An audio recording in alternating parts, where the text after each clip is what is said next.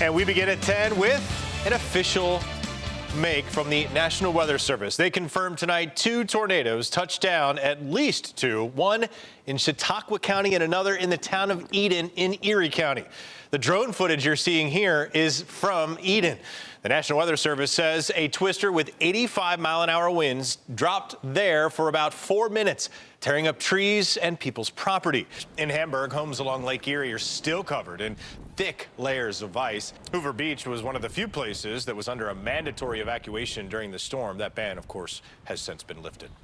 So 40 inches or so when we opened, that's half as much as we received all of last season, which is incredible because last season was underwhelming, but this season is off to a fantastic start. Fire and water. Generally, they're unharmonious.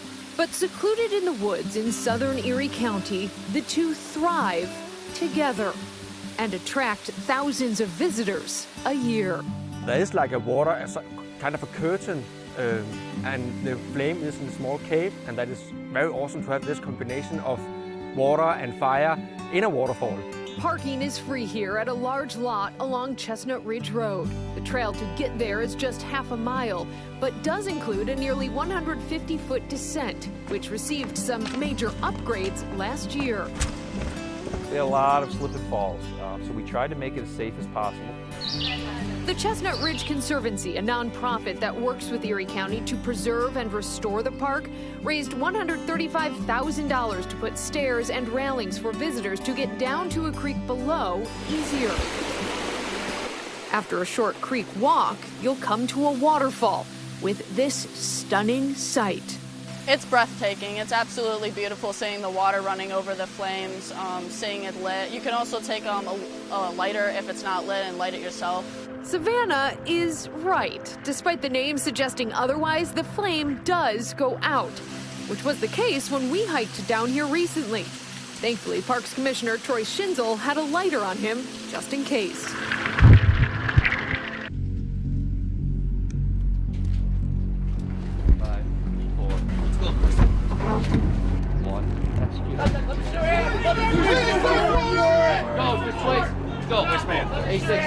It's the first step in what will likely be a lengthy legal process for the husband and wife who live at this Grider Street home, accused of dealing drugs and guns across Buffalo.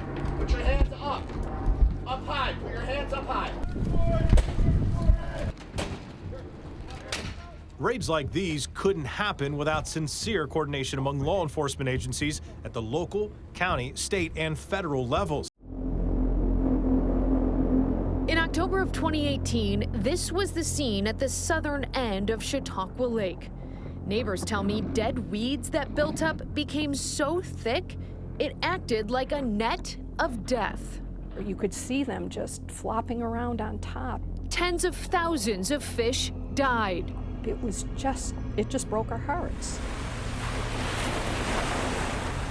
We don't want it to be a swimming pool, but we do want it to be a lake that's navigationable and fishermen can enjoy it. Kids can swim in it and just have a good time in the lake. This lake, unfortunately, is among the most impaired, and we've been on a journey to change that. Those weeds are problem number 1 here. Problem number 2, harmful and smelly algae blooms. When the animals get into the lake, some of them can die from this, and humans shouldn't be near the harmful algal blooms either. But the tide has started to turn on this lake. Hovering a helicopter is a bit like balancing on a beach ball. It takes constant input from the pilot, and for every little adjustment that you make, you have to counter it with another adjustment. The Erie County Sheriff's Office let us get an up-close look from the air and from the bottom of Zoar Valley of one of their aerial rescue drills this week. It always involves 3 crew members, the pilot, the rescue specialist, who is lowered on a cable, and the system operator, who's operating the hoist from an open door on the chopper. The whole time during the rescue drill, the hoist operator is using this to control a cable to lower the rescue specialist into the gorge.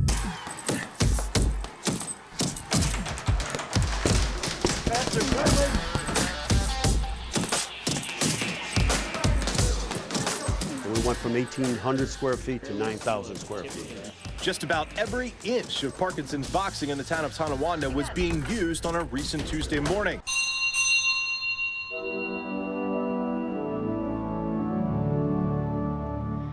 For almost 100 years, the Our Lady of Victory Basilica has been a shining light in the city of Lackawanna. This is the crown jewel of all shrines in Western New York, made possible through a vision of Father Nelson Baker. It's a tremendous, humbling gift, and I tell you that, to walk in the footsteps of Father Baker, to walk in here every day and to see what his vision is roughly where the water level would have been when the power station was operating. To get down here, inside the tunnel, you'll take a glass elevator showing you all the layers of the power station, and you'll immediately notice the temperature drop. What's the temperature? So the temperature is about 60 degrees Fahrenheit, and interestingly, it stays constant year-round. The tunnel looks as if it did when water was flowing through it. After walking for about 10 minutes, you can see the light at the end of the tunnel. The crown jewel of the attraction is a platform here that took about 3 to 4 months to build. Morning, sir. What are you hauling today? This may seem like the first step in getting commercial goods across an international border, but this Customs and Border Protection officer should be expecting this shipment at this port at this time. The paperwork better be in order, and the driver better have a clean record. Before they even get there, we're going to have some information on that commodity that's coming in. Why leave now? Siddall says sometimes you just need to stir things up. I promise none of the animals, the staff, or the board have made this decision easy, but when you look at an entire career's worth of time, 20 years is a long period of time to spend in one organization. If you want to create a spark for the future, you can't go wrong with making things real. That's the whole idea behind Bulldog Manufacturing. It's not a class, it's not a group project, it's a real functioning business. Selling plants is a labor of love, but don't take my word for it. They transform a home. It really makes it a home. Over here, sure thing. Narina Masanovic and her husband Wesley opened Precious Cargo Plant Shop in the village of Lancaster a little more than a year ago. They say this location was a no-brainer. Customers coming through the door that will say like, oh, we had no idea that your shop was here. And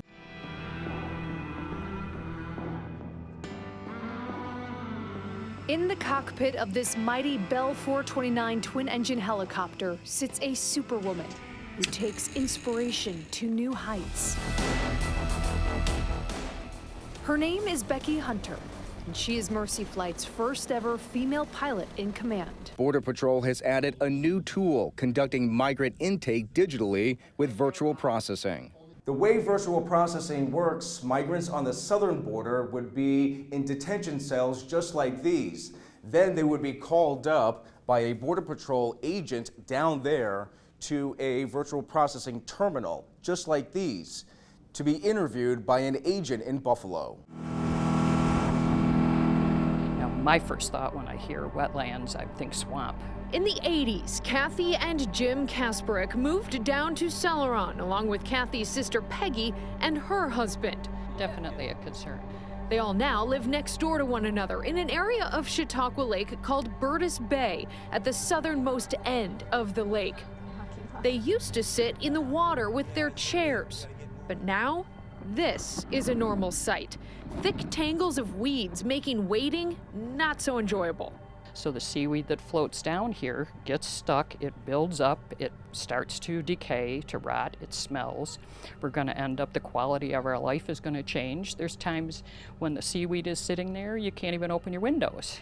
And they're worried if this becomes a wetland like the state wants, cleaning up Burtis Bay could become even more difficult. To our understanding, in Region 9, an Article 24 permit for herbicides has never been granted. And so that is a concern to us, because we do not see the invasive species in this lake being controlled simply by harvesting and cutting.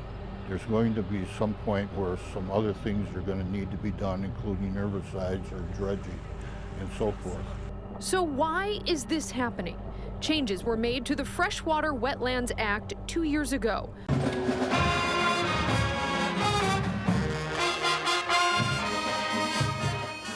just a big old smile on their face when they see it come around, especially if we're playing a tune. We come around the corner playing Hooked on a Feeling. It's a song everyone knows. They're smiling, they're clapping, they're eating their fried dough. It's great.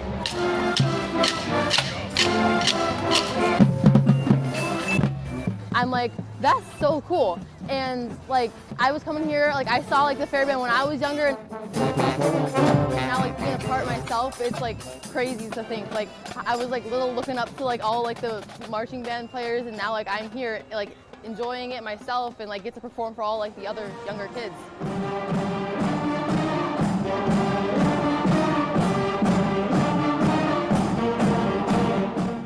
It's just like, oh my God, all these people are here to see us. They actually like, they're enjoying it, and like seeing all the smiles on their faces, it's just an awesome feeling. 1, 2, 3, 4, 1, 2.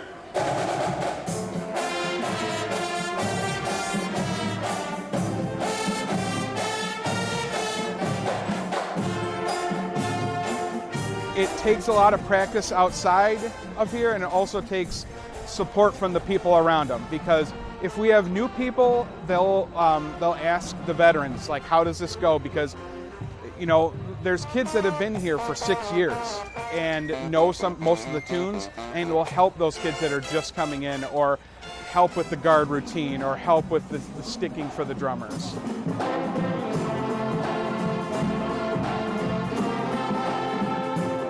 It's really exciting, and I really enjoy playing with so many other talented young musicians, and it really gives me something to look forward to in the summer, and just playing at the fair and seeing everyone watch us and smile when they see us come around the corner is just so exciting and rewarding.